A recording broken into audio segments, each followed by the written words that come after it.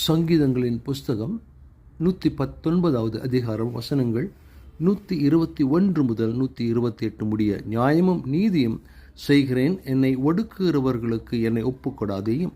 உமது அடியனுக்கு நன்மை செய்ய துணை நில்லும். அகங்காரிகள் என்னை ஒடுக்க ஒட்டாதேயும்.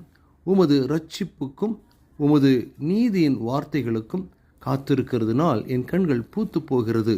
உமது அடியனை உமது கிருபையின்படியே நடத்தி உமது பிரமாணங்களை எனக்கு போதியும். நான் உமது அடியேன், உம்முடைய சாட்சிகளை நான் அறியும்படி என்னை உணர்வுள்ளவன் ஆக்கும்.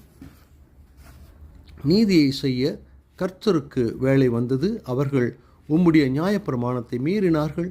ஆதலால் நான் பொன்னிலும் பசும் பொன்னிலும் அதிகமாய் உமது கற்பனைகளில் புரியப்படுகிறேன்.